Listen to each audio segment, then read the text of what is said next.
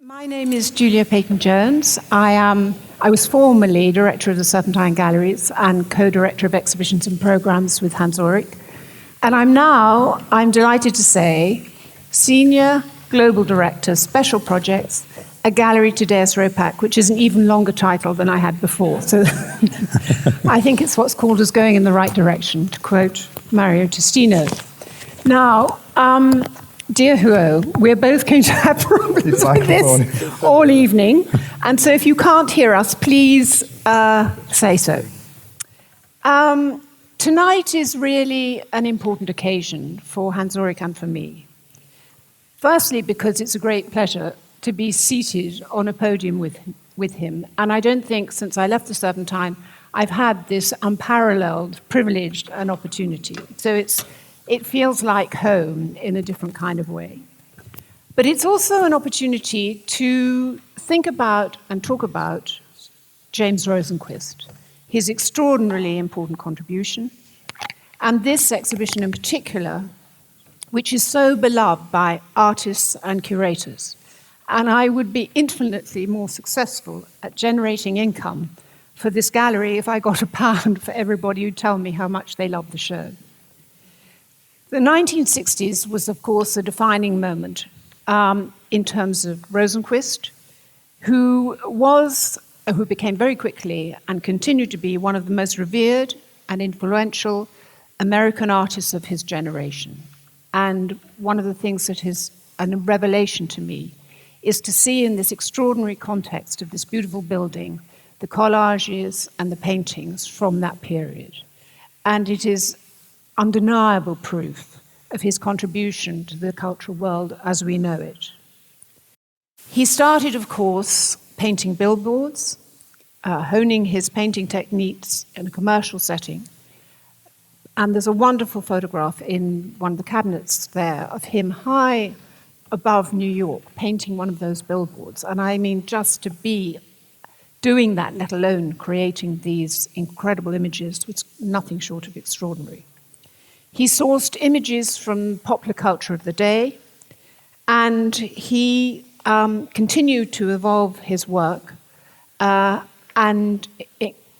first time, the collages that, of course, we have on the ground floor as you enter the building, the first time they were displayed in 2003 in his Guggenheim retrospective. Up until that point, they were kept in the studio. I hope I'm right, Mimi. So it is a very rare privilege to have them here, not least because you really understand more about the way he approached his work, how he put the images together, which are so radical, they're so tough, and they're so unexpected, and I find it absolutely extraordinary. Thank you, Mimi, for your generosity with the show, with everything in connection to it, and we're very, very thrilled that you're here tonight. It's a very, very great honor.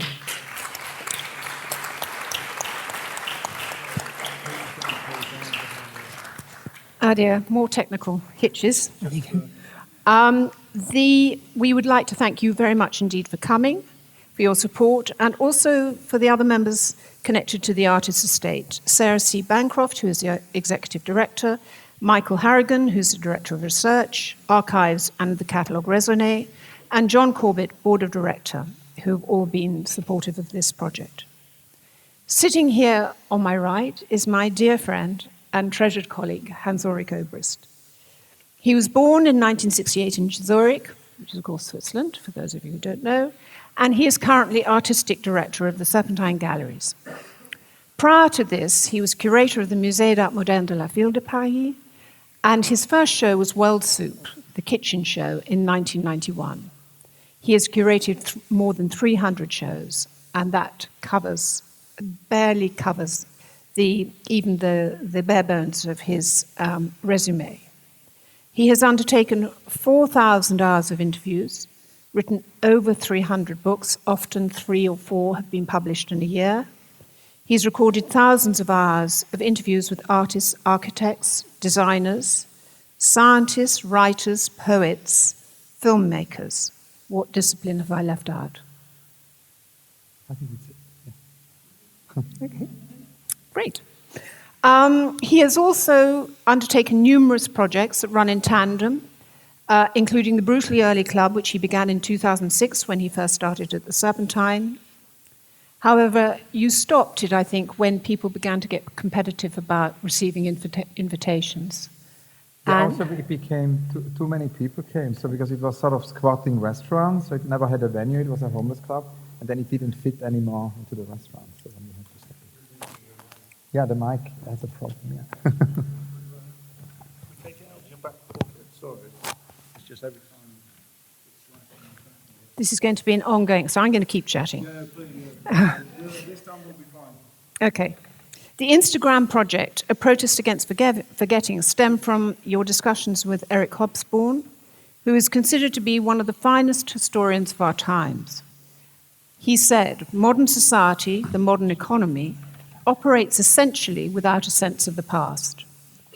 And really my first proper question is, what is it that so fascinates you about ensuring that we don't forget this moment and that it's somehow recorded in a way that anybody can access, but both now and also future generations? Yeah, first of all, Julia, thank you so much for the introduction and this invitation. And I was actually thinking on the way here, there is this incredible thing how our collaboration started, because our collaboration actually did start a similar evening when I screened an interview. I was curator at the Musée d'Art Moderne de la Ville de Paris. It was around 2004 or 5. And I came to London to actually do a lecture on Peter and Alison Smithson. It was an evening, and in a similar way as I would always record these conversations, we afterwards screened the film. I mean, Alison Smithson had passed away, so it was actually the interview was with Peter Smithson, and he showed us his garden, and it was basically a tour in the house of the two extraordinary English architects. And yeah, and it's actually after the screening that evening there was a dinner, and we talked about art and architecture, and that's how the collaboration in a way started. So that came to my mind here. So in a way, the conversations were always there, and I sort of had always infinite conversations. But at some point I started to record them. And it had a lot to do with Jonas Mekas.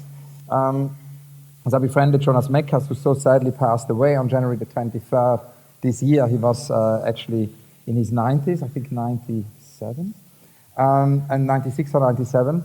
And Jonas would, in a similar way, always have conversation, but he would always film. He always would sit in cafes in Paris. And he said he just didn't understand why I wouldn't record my conversations with artists. He said, you know, one day you will regret not to have recorded them. And he said, you know, you just get one of these little cameras and, you know, it's not very, you know, invasive. You just put it there and then record. And that's how, I mean, the film we're going to show later tonight happened exactly in that way. It's very badly filmed. It's very casual. It's just, you know, put on the table. But I think the idea of recording these voices had a lot to do with a visit, actually, because I started to visit studios quite early when I was a teenager, so when I was like 16 and 17, so I took night trains and I went all over Europe because I couldn't afford hotels, so I would always have to sleep on the train and then arrive in the next city, so the train was my hotel, and I would then do 5 or 6 studio visits in the city where I arrived. And one of the first trips was to Rome, and Fischli Weiss, the Swiss artist Fischli Weiss, who were my first artist friends, they gave me the telephone number of Alighiero Boetti. And so from him, I learned a lot about unrealized projects, that we should ask artists about unrealized projects.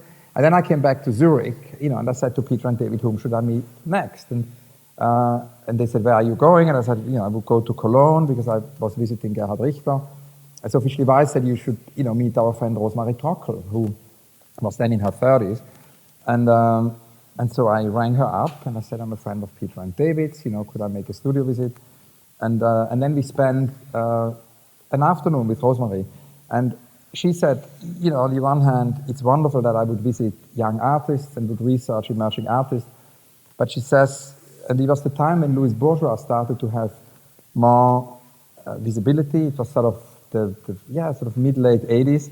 Louis had her first kind of bigger museum show, I think, in 82 at MoMA, and then the first bigger shows in Europe happened in the mid-late 80s.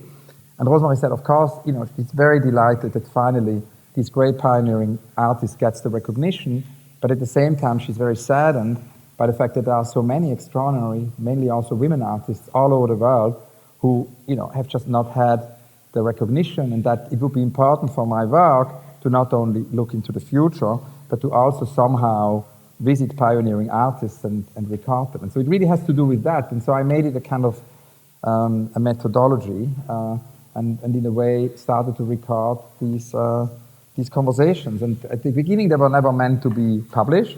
And then later, maybe 15 years ago, it started to become books. And actually the videos, that's why this video we're going to see later tonight has never been shown. No one has ever seen it, because most of these videos have actually never been published, because they're just somehow made as research documents, something like this.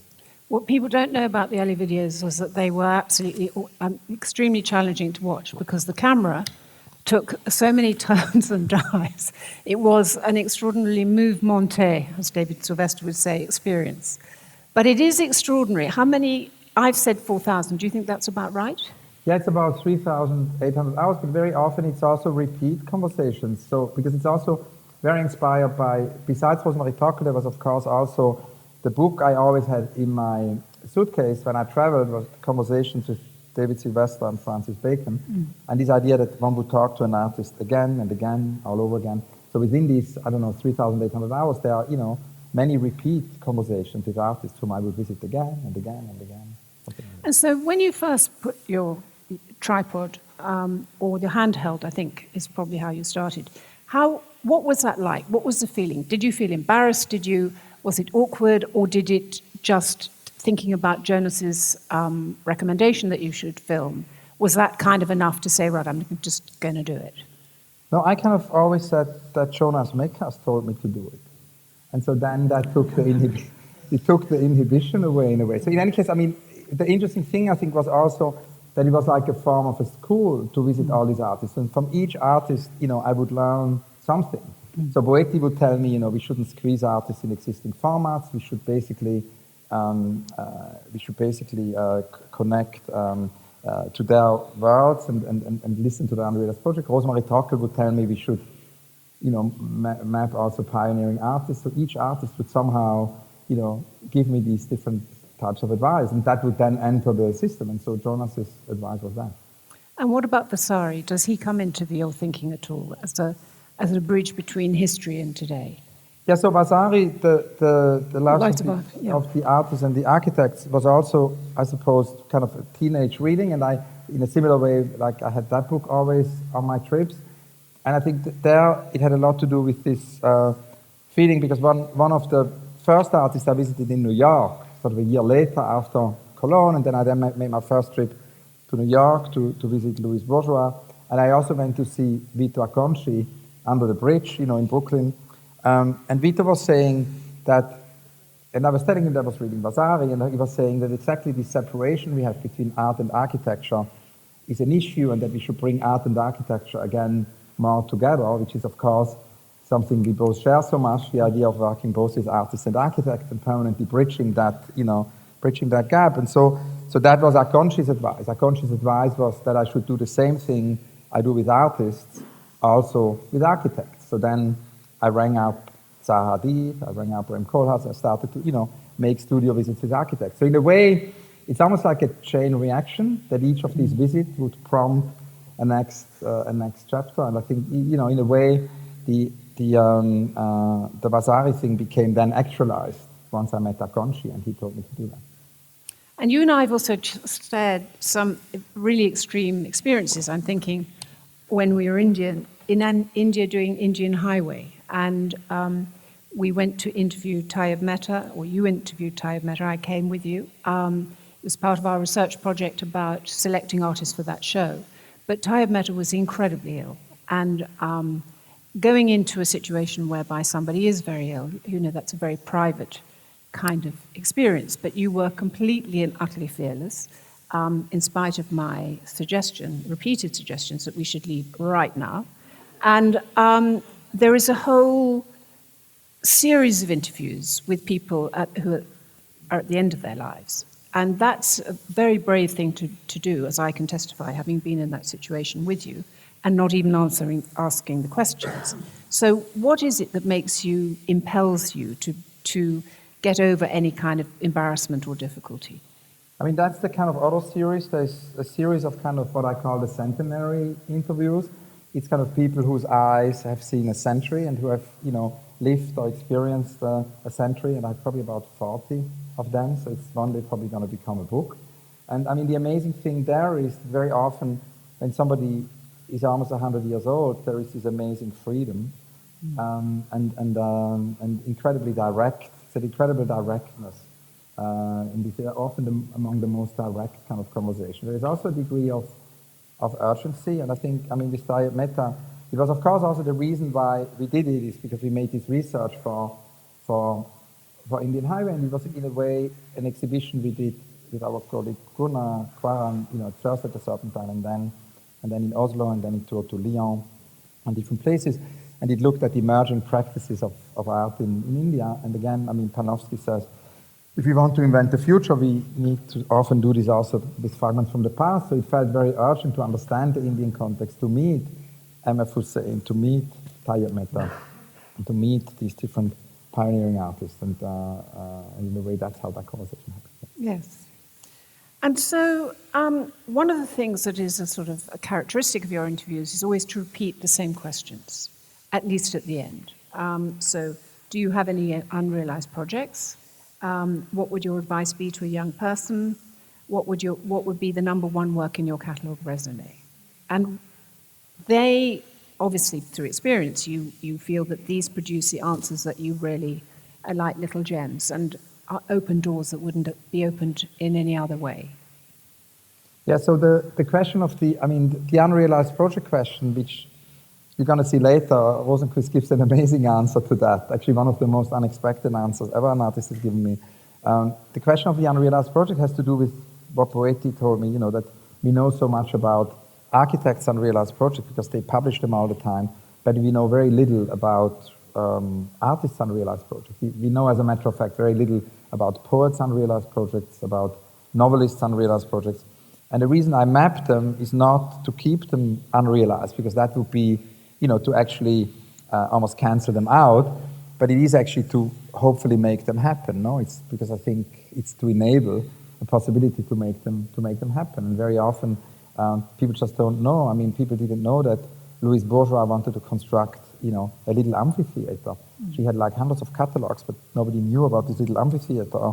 A few months ago, Etel Adnan, the wonderful poet and artist, told me that she actually originally wanted to become an architect, and sort of history, made it impossible for her to become an architect. And also, she's now 92, and she said for her generation as a woman, it was just not possible actually to enter the world of architecture. So she made this amazing contribution to poetry, to painting, but always had this dream to become an architect. So she drew the house she always wanted to build, and we, of course, hope that one day we can help her, to build that house. So in a way, to map these unrealized projects, it's quite pragmatic. It's to help to make them happen. And of course, I have my big unrealized project is to one day do an exhibition of all these unrealized projects I've gathered, because I've gathered, so many of them. And it's very ironic that each time I get close to do it, something happens and it doesn't happen. So it's almost like a weird thing. And then the other question you brought up, Julia, is of course the question of the advice to a young artist. I always find it usually fascinating to revisit Rainer Maria Rilke and the little book, The Advice to a Young Poet. And in a way, to ask artists to give advice to a new generation, which is, I think, exciting when, younger artists read my interviews. It's almost like, in that sense, a school. And of course, the idea is because all of these questions have been asked so many times, we can then take this question out and edit. And that's, of course, also the question what's going to happen with the interview archive now that, it's being tagged. It's, of course, possible that there are going to be many, many more ways of editing it. One can just take one question and then have the answers of all the artists I have, in that sense, asked that question. The other thing about the catalogue raisonné needs maybe some explanation, because that's a question which came much later. And I kind of realized it's actually a quite puzzling question for a lot of artists, because very few artists actually decide early on what is their catalogue raisonné. Maybe it's now going to change with the blockchain, where artists can actually, in a way, self-organize their catalogue raisonné very early on. But normally it's something which happens very late, and some artists never do it. It happens posthumously, actually, very often. There are very few artists who decide when they're 30 or 40, that's the number one in my catalogue raisonné, the early work is student work. And so whenever I ask artists, what's your number one in the catalogue raisonné, it creates a silence and a very interesting thinking process. And for some artists, it's not even possible to answer it because they say, it's all one flow from the children drawing. But for some artists, it's very clear. They said they had this epiphany at a certain specific moment. So that's why this question keeps popping up. But in general, I mean, there are very few permanently, in a way, recurring questions.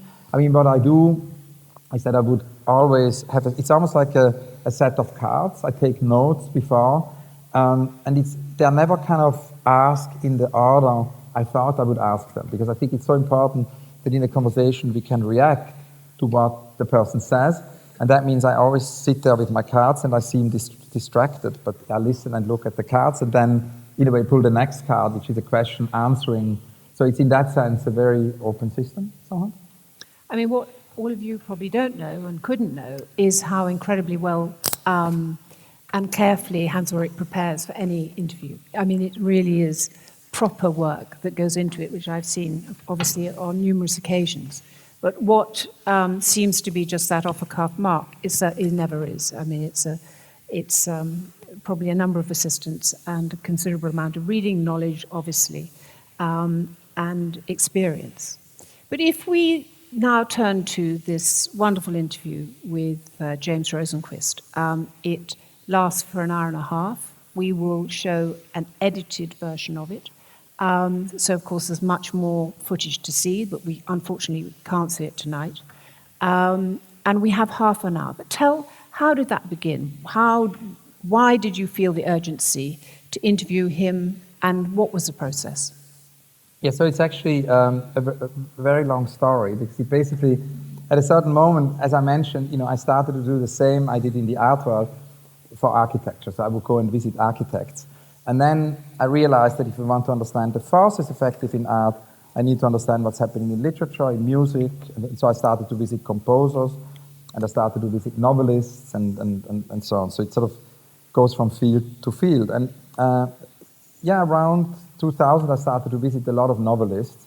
Nathalie Sarraute, the amazing French author, who is very rarely read these days. I think it's incredibly urgent to reread Nathalie Sarraute. She was somehow the mother figure of the Nouveau Roman, of this amazing movement in French literature, of which, of course, Claude Simon then won the Nobel Prize, and Alain Robbe-Grillet was somehow the critic and theoretician of the movement. And I went to visit all these writers. So similar to the artists, I would make studio visits. I mean, they wouldn't have a studio, but I would just go to their apartment and look at their books and, talk literature. And Robbe-Grillet was very fascinating, because Robbe-Grillet showed me a lot of books he had done with artists. He had some fake Magrittes in his apartment because he had made them as a cine decor, because he also made movies. And then he had an extraordinary book with Robert Rauschenberg, because basically Rauschenberg was as many other American artists, fascinated by Robbe-Grillet and the Nouveau Roman in the 60s, and invited Robbe-Grillet to come to New York and work with him on this book. So then Robbe-Grillet, hand wrote directly in the stone, and Rauschenberg would do the prints. It's a very rare kind of book, of which Robbe-Grillet had one copy, at his home, and he talked about this importance of artists and poets and artists and novelists collaborating. And kind of a few weeks after that visit, actually a few years, some time passed, Sam Keller rang me, and he said that Sam Keller, who now runs the Bayer Foundation in Basel, and at that time he ran Art Basel and Art Basel Miami, and he said that he wants to honor Robert Rauschenberg, who by that time was very frail, was in a wheelchair, and lived near Miami, so it felt very important that one could sort of make a real tribute to the great Robert Rauschenberg, and he wanted me to interview him. So then I basically interviewed Robert Rauschenberg, and Rauschenberg basically said that he wouldn't want to do it on stage. We could do it, privately and then publish it, but that for the evening, we should kind of come up with a program to basically accompany that, and that he just thinks that I should invite someone. And then I told him about the Robbe-Grillet story, and he thought it would be wonderful that we bring Alain. And then I said, but it wouldn't feel right to just have a novelist, that we also should have an artist. And I asked Rauschenberg, who is the artist he feels closest to, he feels most comfortable to actually do this laudatio. And he said immediately, in a second, he said Rosenquist, his friend Rosenquist, he would be wonderful. So then, we rang Mr. Rosenquist, whom I had never met, and I, of course, had always admired the work and explained that we would want to do this presentation and if he would do a speech, and that it was also my unrealized project to interview him. So then the evening happened, and Rob Grier gave a very strange lecture because he actually didn't talk about Rauschenberg at all. He talked about the 50th anniversary of Rauschenberg and, the table and lots of details of the tablecloth and, the cutlery, and it was like a Nouveau Roman piece. It was very beautiful. And then James Rosenquist went on stage and made one of the shortest speeches ever because it was very deep, but it was like a haiku. It was very, very short. So it was a very magical evening. And he had agreed then to be interviewed the next day. So then I think Rosenquist stayed in this house, and I'm not sure, it had some connection to Johnny Weissmuller. I don't know what's the connection, the Tarzan, in a way. I think it was somehow the house which used to belong to Weissmuller and then belonged to a friend of his. So in any case, the interview happened, you see the film in that house, and we recorded a conversation. The conversation, of course, as often, you asked about the recurrent questions. In addition to these few recurrent questions, there are kind of recurrent themes. And one of the things I always ask in all these conversations, and that comes, of course, from Vasari, is this idea of the relationship between art and architecture. So it's quite a lot in this Rosenquist interview about his kind of connection to architecture, collaboration with architects, spaces, and then at the same time the connection to literature, of course, as well. Again, this idea that we can only understand the force is effective in art if we look what's happening in the other art form. And by that time, the camera stopped shaking because somebody had offered me this little object, on which you put the camera. I don't know what it's called. The tripod. Yeah, the tripod, exactly. It's in English, a tripod. So I finally had a tripod, which is why the film we're going to see tonight is not shaking. And so there was no preparation to it. You just sat down and got going, and then switched off the camera after an hour and a half. How do you know when a conversation is finished? Yeah, that is very, very interesting. In a way, there are, of course, often moments of silence, and it's important that we don't, interrupt them. And even if sometimes, there are questions which cannot be answered, the kind of silence can be quite interesting. And I think the idea that one doesn't then kind of all of a sudden stop it, but sort of, I once went to see the philosopher Gadamer in Heidelberg, and he lived in this house out on the outskirts, and he fell asleep during the interview. So, and obviously he was 100 years old. It's a bit difficult, what would one do in this instance? And then I didn't really dare to wake up the philosopher. So I waited until the telephone rang, and then he woke up. You still had landlines at the time, so the landline, and then it rang, and he would answer, and he was immediately aware what had happened because he saw the camera, and he said, I'm in an interview. He hung up, but then he looked at me and he said, "You'll have the greatest difficulty at transcribing silence." And this idea that there are moments, when things go wrong, when maybe a question, and it leads to that isn't just the end. But I would say, I usually have all these questions I want to ask, and it is like a game of cards. It's in a non-linear way, and usually the interview comes to a conclusion when either I'm through with all these cards, or when I realize that the person I interview gets either tired or fed up, or yeah. But I've watched you interview people on many occasions, and one of the things that I think is really fascinating is your ability to be silent and not to interrupt. And if somebody wants to talk for 15 minutes, you don't interject. And that is actually quite a rare art, to be that still and composed, and just as it is to listen to silence. And I studied with David Sylvester and worked with him on a number of shows, and of course he was the master of the silence. And once you got used to it, you knew that it would just took the time it took, and you waited. But if you weren't used to it, it's a very, very uncomfortable thing, because you think, well, should I interrupt? Should I say something? Has he left the telephone? Whatever it is. So I think it's a really interesting kind of discipline to listen. But I think in a way, I don't know how to explain it, but there's also this thing that in addition to listening, I think, I mean, Etelana always says the 20th century had many manifestos, and that maybe in the 21st century we should learn more to listen to each other, to listen not only to each other, humans, but also to listen to the planet.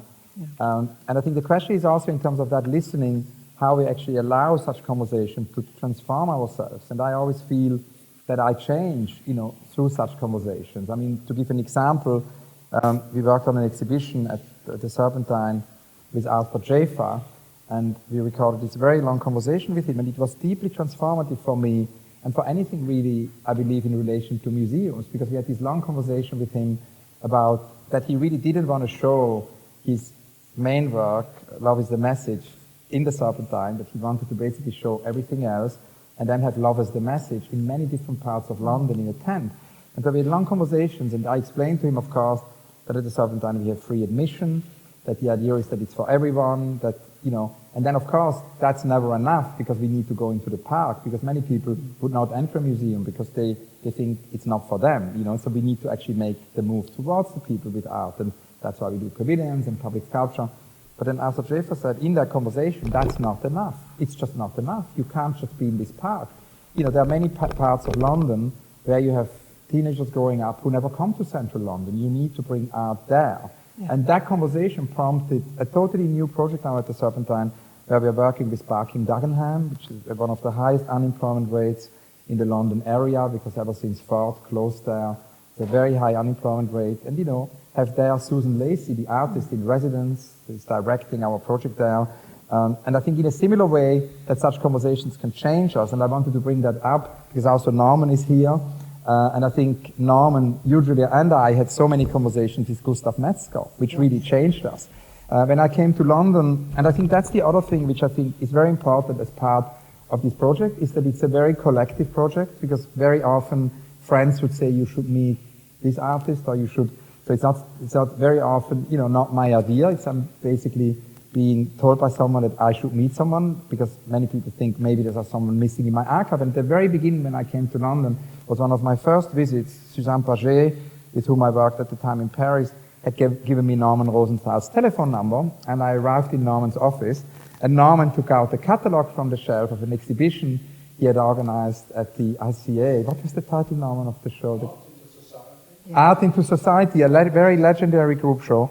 And with Beuys and Gustav Metzger and Hake, and basically Norman opened the pages in the catalogue on Gustav Metzger and said, you must meet Gustav. And that's the beginning of a very long story. I mean, he's probably one of the artists with whom I have most recordings. I've probably 50 hours or 60 hours of Gustav.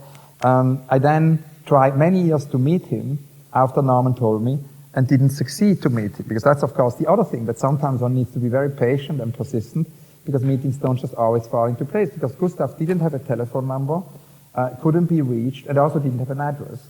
And the only possibility would be that he would ring you from a public telephone booth, from a subway station. And that somehow never worked out. So the only time I then got to meet him was 5 or 6 years later, when, Julia, you had invited me to curate the first exhibition at the Serpentine, Take Me, I'm Yours, on which we worked with Andrea Schleker, with an exhibition where we invited all the artists to basically do things you usually don't do in a museum. The exhibit can be taken away, can be touched. It's like an exhibition of dissemination. It was recently restaged in Milano at the Hangar Bicocca. And the day after this exhibition opened, the day after the opening, very tired, arrived at 9 o'clock at the office. At 10, the lobby desk says, there is a gentleman downstairs who wants to talk to you. I went downstairs, and it was Gustav. And Gustav, who had never received any of my messages, so he didn't know that I wanted to meet him, had basically said that he was here because he just wanted to make the point that he had organized very similar experiences down Exhibition Road in this space which is now the Goethe Institute with someone called Siggy Kraus.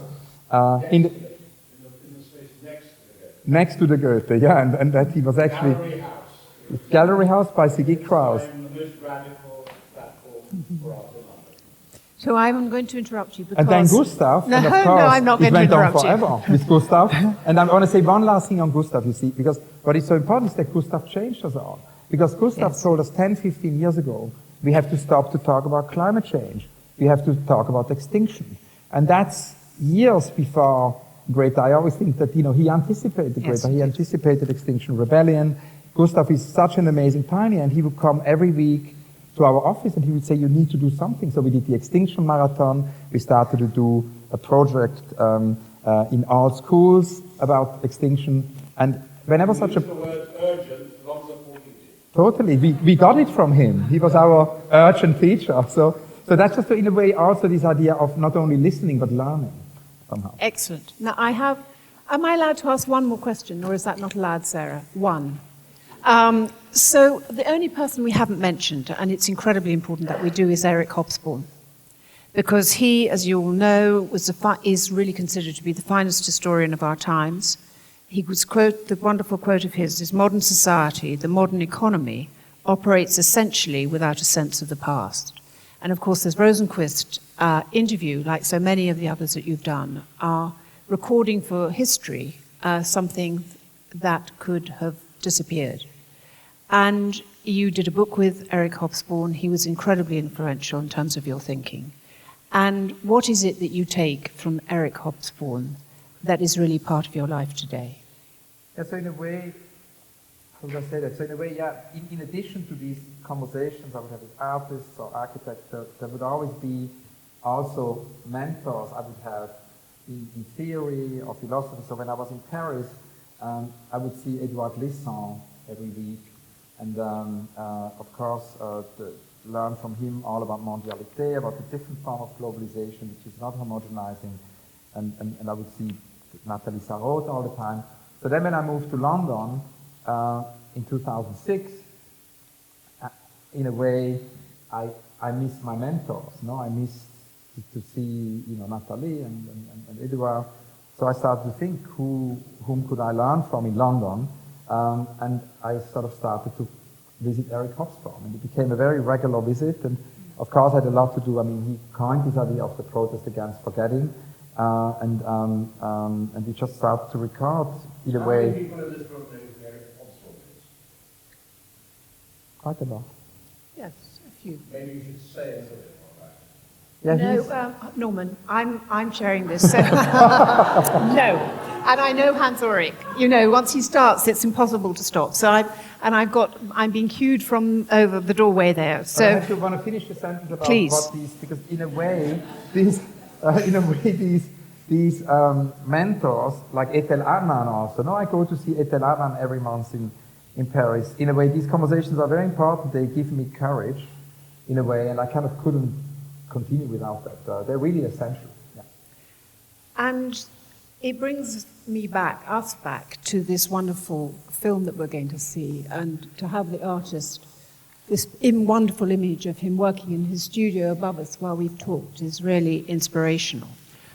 When I looked at this film, I connected to somebody I never knew, whose work I knew not well enough, and I really got the sense of the man, which was an enormous privilege, because there are so many people that you wish you'd met or you wish you'd talked to.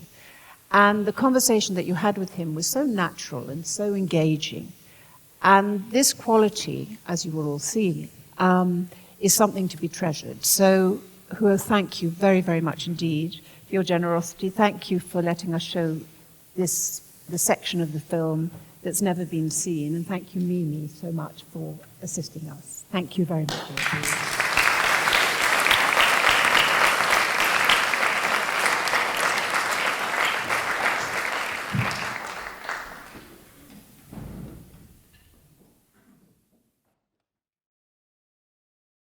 Can we start? Or are you Go ready? right ahead. You're ready? Okay. Oh, yes. Yeah, actually, one of the first questions before is, as it will be published in Domus, I was curious if you could tell me a little bit about works you had realized in terms of architecture. If there have been any collaborations with architects or public, if you could tell me about public art projects or murals or works which somehow exist in the architectural space. Well, it's quite the reverse. First of all, I wanted to be able, as a student, I wanted to be able to paint anything. I wanted to be able to paint the Sistine Chapel. I mean, I didn't have the content of that, but I thought, can I learn how to do that? Well, it turned out to be the School of Pictorial Outdoor Advertising, where you paint pictures of movie stars, whiskey, cigarettes, any kind of a thing. So I did that for about 3 years, finishing up in Times Square, and I painted the Astor Victoria Theater sign, 397 feet wide and 58 feet high. And now this in regards to architecture, after I quit that, I was asked to do outdoor city walls. That was in the late 50s, or? No, that was in probably 1960. Yeah. After I quit, and I was asked to do outdoor pictures, for the city of New York. And I said, no, I painted too many eyesores in New York. I said, why don't you plant 231st Street ivy, or make a waterfall, or do something else? So, a lot of New York City, a lot of architecture is horrible, and some of it is fantastic. And what is horrible usually is the low-cost housing for people. They become new tenements and so forth and so on.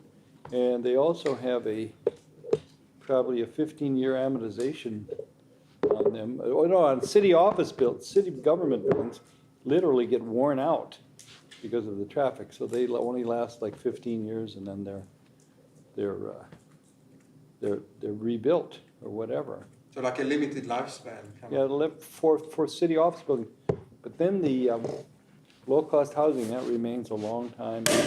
Then they'll tear those down. That's a bottle of champagne that just opened. Yeah, that's for the transcription. It's nice. Anyway, I'm not drinking it, but Marvin is. Anyway, architecture currently is really, I think, in advance of art now. Why? I think because the architects like Frank Gehry have, and many others, or some others, have computerized engineering where software can turn into hardware, and just quickly, and those big pieces actually fit within fractions of an inch when they're making a huge structure. So we saw a movie on Frank Gehry last night, who is an old friend of mine from many, many, many years. But with this ability to do that, they can do incredible structures. I know in Germany after the war, some things I know is that they allowed, this is just a technical thing, they allowed more than an inch or two welding joints when something came together.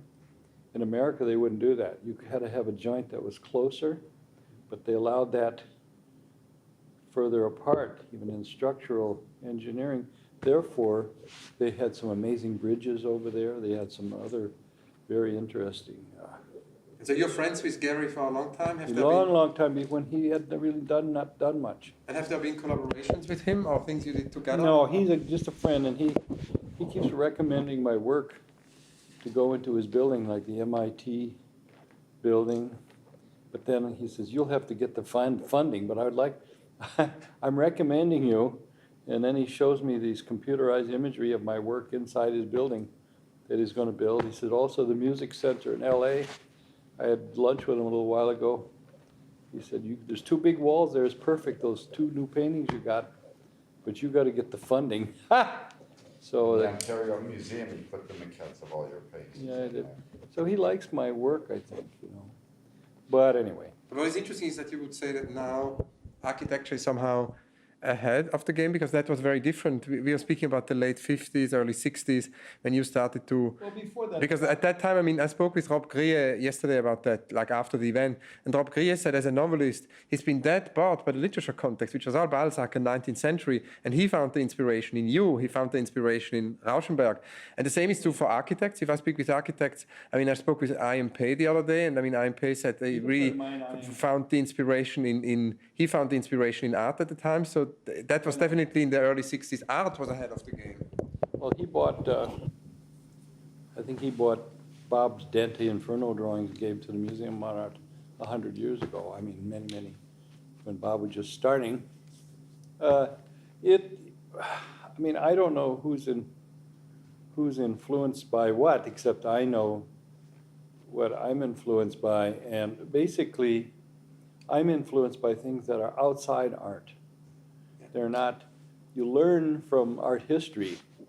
You learn from the golden mean rectangle from the Renaissance artists. You learn from Cubism, color from French Impressionists, and so on and so on, but you don't paint like them.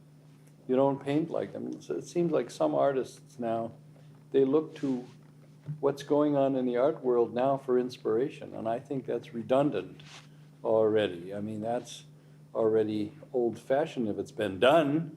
So you look for some kind of quizzical mystery in world, in life, or whatever, and you say, well, how can I make a visual thing out of that? How can I make out of this context that's so peculiar?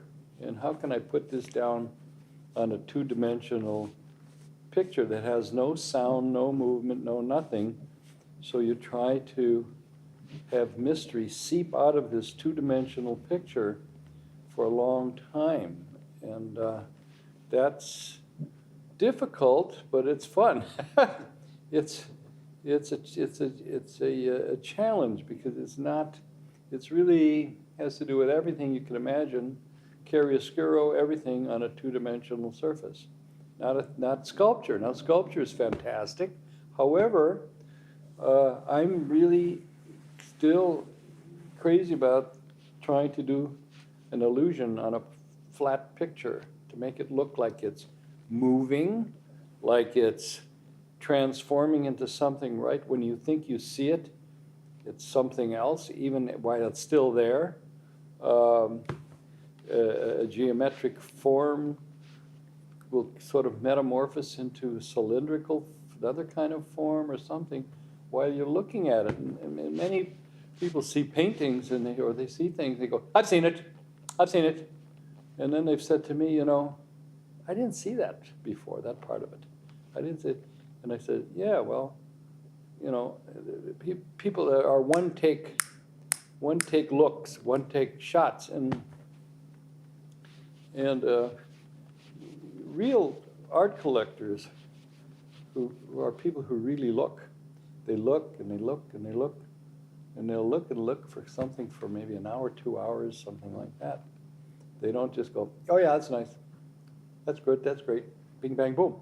I was a good friend of Philip Johnson's. He bought my paintings galore. Yeah, he told me because I interviewed him also. You did, yeah. Yeah, he was a funny guy. He was funny.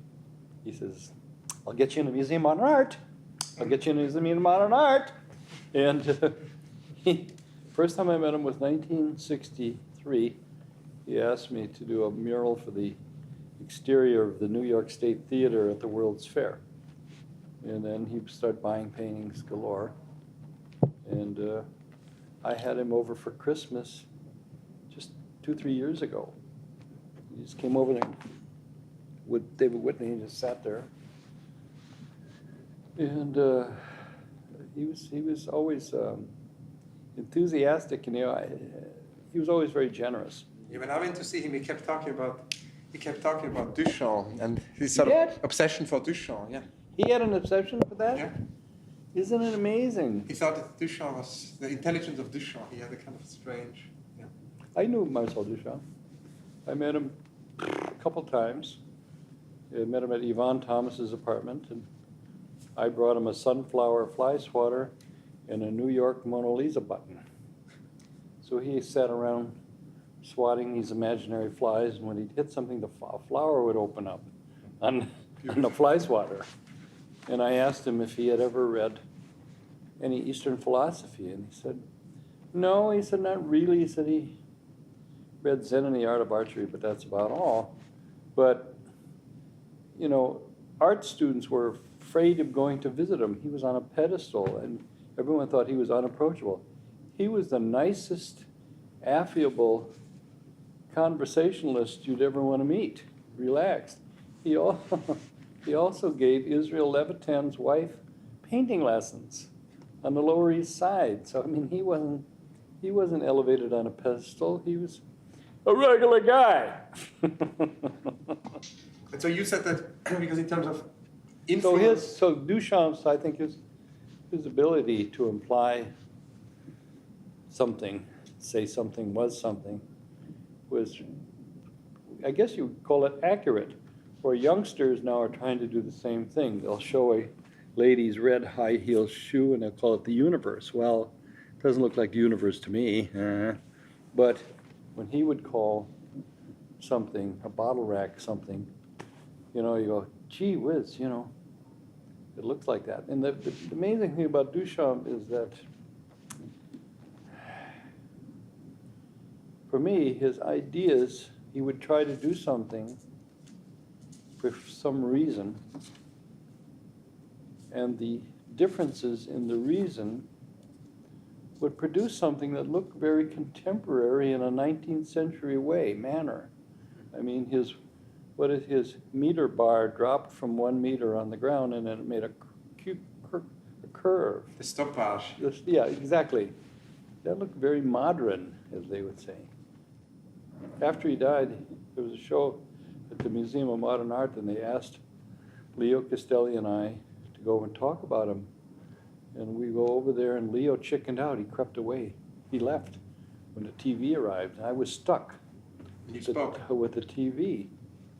And they said, Mr. Rosenquist, your work has been criticized for being political. Why do you think Marcel Duchamp had never any political aspects in his work? So I said, stop the camera. So I went across the street and had a whiskey. When I came back, I said, okay, roll the camera. Mr. Rosenquist, why do you think Marcel Duchamp's work has never been thought of as any political meaning in it whatsoever, but you've been criticized as being political? I said, because it probably never occurred to him, and I left. Got the hell out of there. I think he would have made an answer like that. But it's very interesting because you said that basically, in this sense, art, it's things which came out of art or maybe from other fields or other disciplines which were inspiring to you. So I was wondering if you could tell me a little bit more about what this exactly was when you started to work. Because you said also in an interview I read a few months ago, you said once that you always think that it's what strikes very early in one's life, which is the influence. Almost like Excuse me, you did what very early? like what strikes a person very early, almost in the childhood or adolescence, that is what is really important. So I was wondering what these sort of outer art influences were, which were for you most important. Well, you know, things happen that really affect one, and I mean, my great-grandfather died in North Dakota, and the ground, it was so cold in the winter that we couldn't bury him, so they put him on the front porch of the house in a casket for several months, and my Aunt Dolores and I would go to school in a country school. Every morning we'd say, "Bye-bye, Grandpa." He was dead, but he hung around. Then in a museum during World War II, I saw an exhibition, and exhibition was a live flower, a nice little painting, and a shrunken head from South America. What the hell is this? That was really like a collage, 3 disparate images, which give off sparks or it doesn't. And to me, that probably later on, I think I realized that probably came from the Japanese tea ceremony, where you would drink tea until you started to sweat and contemplate a flower, a painting, and a beautiful tea bowl or something like that. Another piece of artwork. So collage, to me, is fascinating because what's there doesn't mean much except the meaning that comes off of it, like the sparks that fly, but it's really, you could discard the artwork after you had the feeling. I mean, it's like something like radio instead of television. It's like something you imagine, not something that is explained. It's not explained. You have, also it's like Eastern literature too, like Zen koans or Tales of Genji by Madame Murasaki, where every tale ends with a "huh?" with a question mark. What? Who? So it makes you think instead of being a comedy or tragedy or whatever it is. So collage is still, to me, a very contemporary idea, and I make a little drawing or collages for every artwork I do. I've got most of them. Yeah, they have been seldomly exposed, no? They were exposed only very late to collages. Yeah, because I didn't want anybody to steal my ideas. But how is it functioning in terms of all the images? Because very often when I read interviews with you, you mentioned that found images played an important role. For example, you mentioned an image you found early in Life magazine, which was very important for you in terms of entering the context of billboard painting in the 50s. No, I'll tell you about that. Painting huge images. Could be a huge chocolate cake or a 20-foot high face of a movie star with rouge lips, lipstick, colored eyes, everything had to be perfect. Seeing something that close, you know you had to make it perfect for the company. But while you're doing it, you're right in the middle of just a lot of color and form. You're just, you could be just involved in a big swirl of chocolate cake. Or even I painted there was a movie, The Naked Maya. I painted the lace on the Naked Maya like 100 feet long. So anyway, after that experience, the imagery that I became fascinated with in, say, Life magazine or anywhere, was an echo of that billboard experience. It was like seeing something right up, like on a dome, like on a chrome, like a convex surface. It's like something like that. And that's what I was attracted to. Other people have never had that experience, so they wouldn't be attracted to the same things I would be attracted to. You know, they like to be probably, but they haven't done that, and they won't, because you can't do that anymore. There's no more pictorial outdoor painting anymore. It's all photography. Maybe some kid could see a photo like that large. That might mean something for him, but I don't know. To come back to the collages, I was interested in how, if there is a system where you put like found images, if you have a kind of an atlas, or if it's how it's systemized in your terms of... No system whatsoever. No system. No system. I mean, I don't think there's any system. I said I'm just attracted to something that I felt. Early on, I made collages out of Life magazines, and I painted from them, which is not a copy of them. It's it's like painting from a contemporary landscape. Andy Warhol would use imagery that from somebody else, but he would silkscreen them with a photograph. Therefore, Andy could be sued because it was a photographic copy. But if I saw an image and I just liked part of it, I'd paint part of it. You couldn't sue me because I was just painting like from anything. Could paint from anything that's around because I changed it. It could never be the same as the photograph, like in a silkscreen. Do you have any unrealized projects? I was wondering, because in architecture one talks a lot about the unbuilt, and basically, I mean, a lot of architecture history, we spoke about this with Philip Johnson, I mean, a lot of architecture history has been about the unbuilt, thinking about, I mean, Finsterlin and the expressionist architecture, which was completely unrealized, or all the utopic drawings of architecture of someone like Zaha Hadid, which now get built, but for 20 years they get published, and then they are as unrealized projects.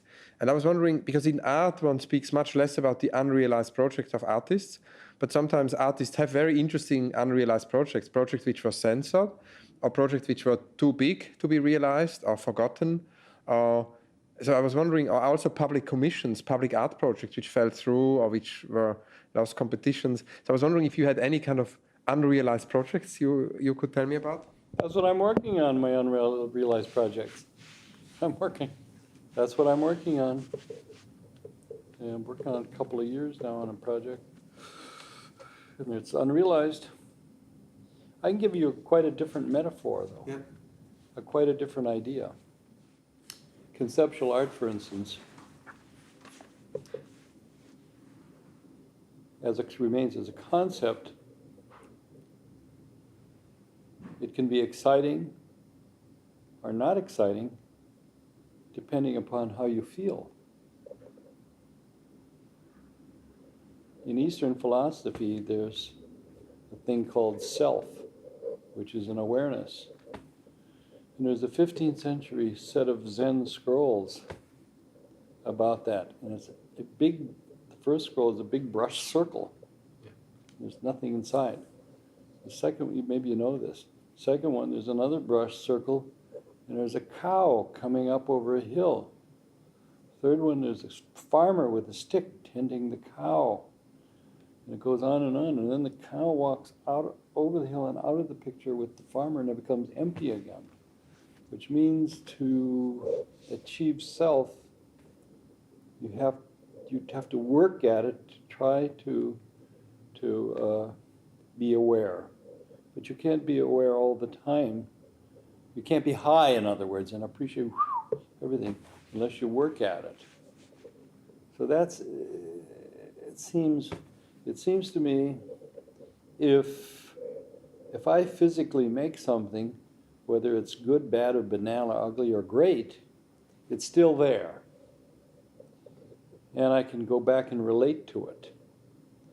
But if it remains an ethereal concept that I have never put down, maybe even writing it is not as interesting as a picture. So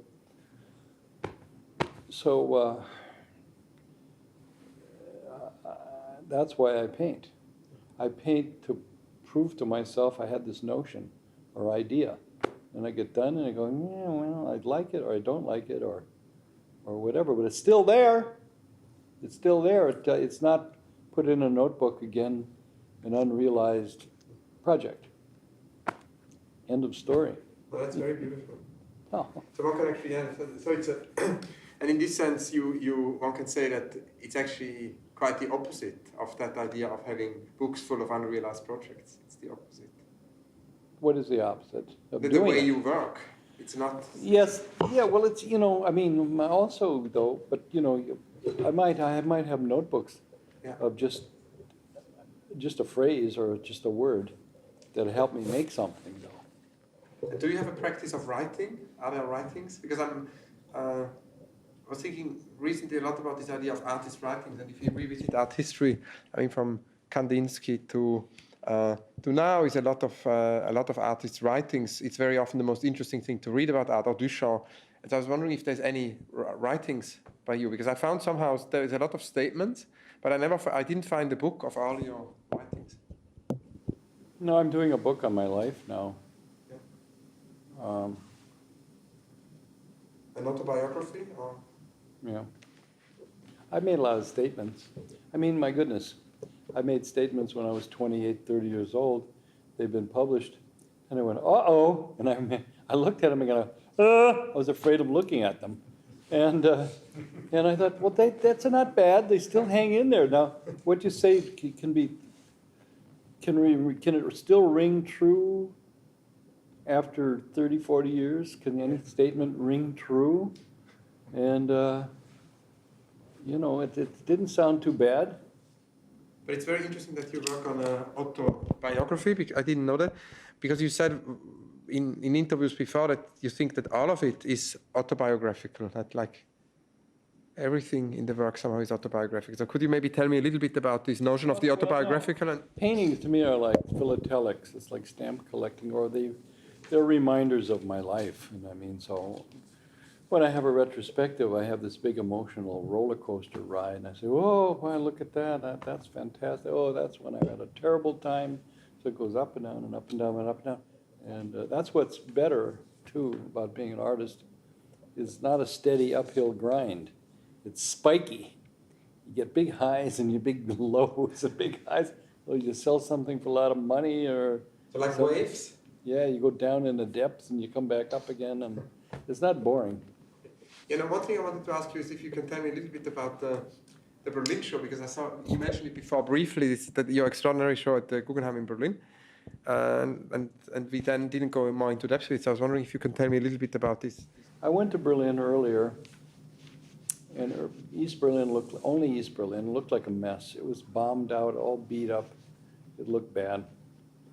And I did a painting called The Holy Roman Empire Through Checkpoint Charlie.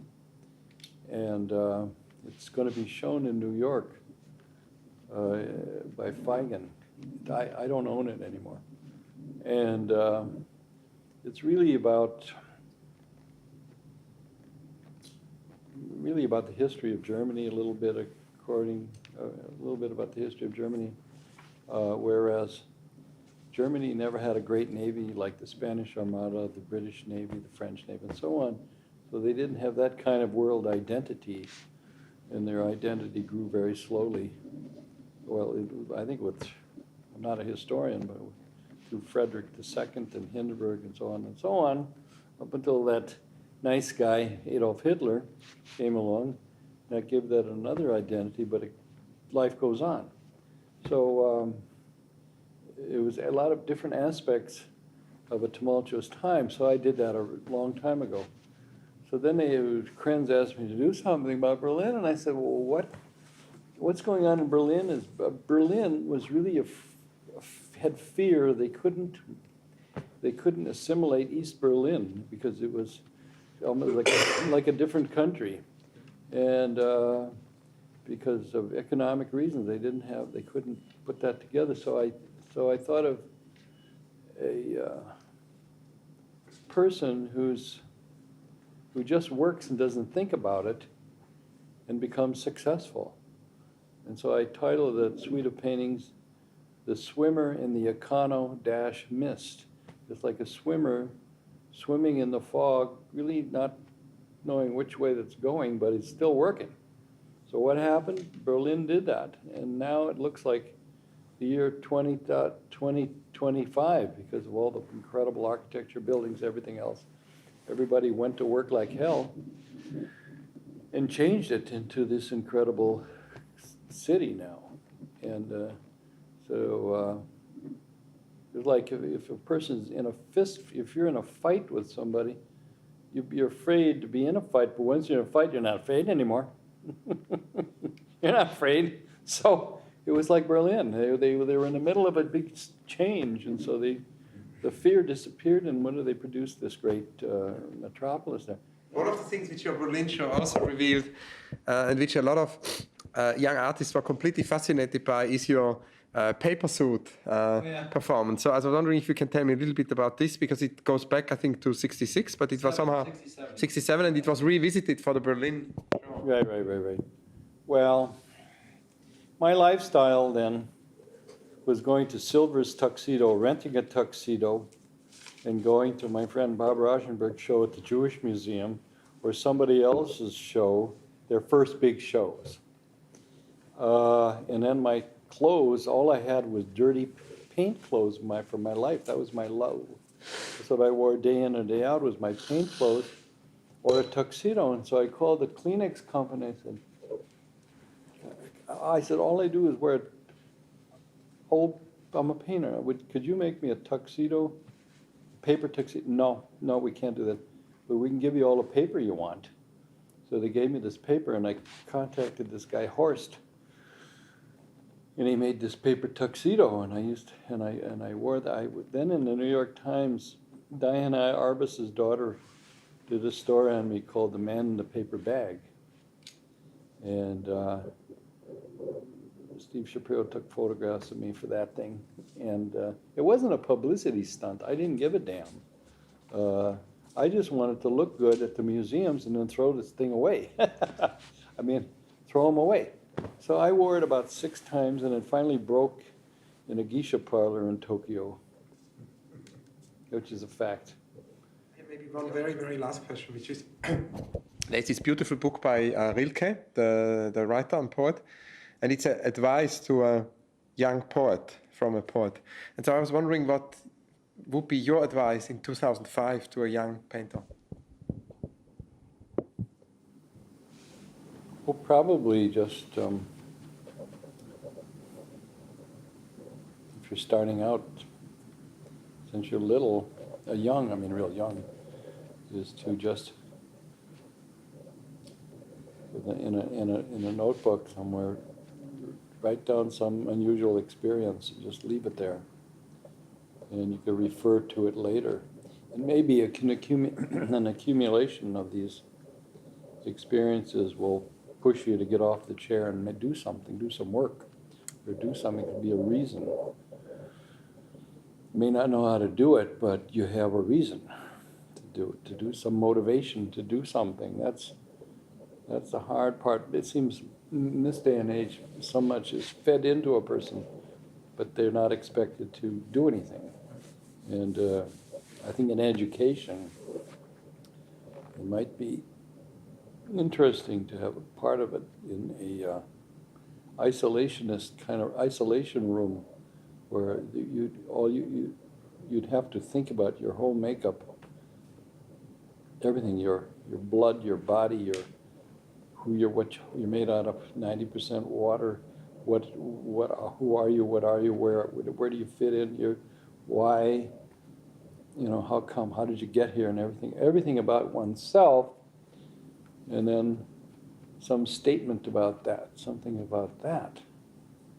And instead of just giving one from column A and one from column B and one from, selection of life. You have to see, when I was a kid, in the farm, we had no electricity and no telephone. Yeah. So my Aunt Dolores used to entertain me.